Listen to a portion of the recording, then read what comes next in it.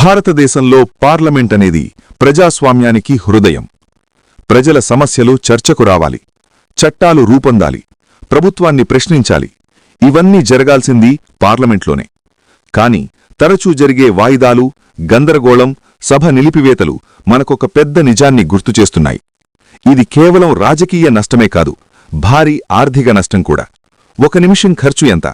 Parliament నిర్వహణకు ప్రభుత్వం ఖర్చు చేయాల్సిన మొత్తం ఇలా ఉంటుంది.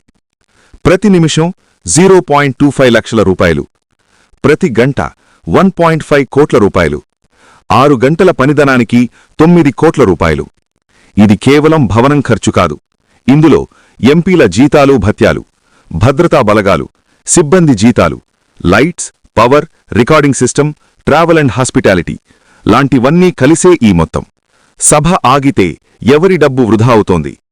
సూటిగా చెప్పాలంటే నీది నాదే. ఎంపీలు కొట్టుకుంటే, నినాదాలు చేస్తే, మైక్ లాక్కుంటే ప్రభుత్వానికి నష్టం లేదు. మంత్రి జీతం కట్ కాదు, ఎంపీ ఎలవెన్స్ తగ్గదు.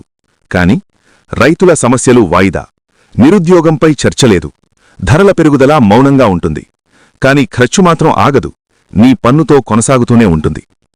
ఒకరోజు వృధా అంటే, ఒకరోజే సభ పూర్తిగా నిలిచిపోతే 9 కోట్ల రూపాయలు ప్రజల డబ్బు బూడిదలో పోయినట్టే. 3 రోజులపాటు సభ స్తంభించిందంటే 27 కోట్ల రూపాయలు గాలిలో కలిసిపోయినట్టు. ఈ డబ్బుతో ఏమి చేయొచ్చు తెలుసా? 100 ప్రభుత్వ పాఠశాలలకు ఆధునిక సదుపాయాలు, 100 మంది పేద రోగులకు ఉచిత చికిత్స, గ్రామీణ రహదారుల అభివృద్ధి, యువతకు నైపుణ్య శిక్షణా కేంద్రాలు. కాని అది జరగడం లేదు. ఎందుకంటే సభ నడవడం లేదు. నిజమేంటంటే ప్రజాస్వామ్యానికి చర్చ అనేది ప్రాణం. కాని మన పార్లమెంటుకు ఇప్పుడు చర్చ కాదు, డ్రామా అలవాటయింది. విరుద్ధ పక్షం ప్రభుత్వం తప్పు చూపించాలి, అదే వారి పని. కాని అరుపులు, తగాదాలు, సభను నిలిపివేయడం ఇవి ప్రజల సమస్యల పరిష్కారం కాదు, పొలిటికల్ షోలు మాత్రమే.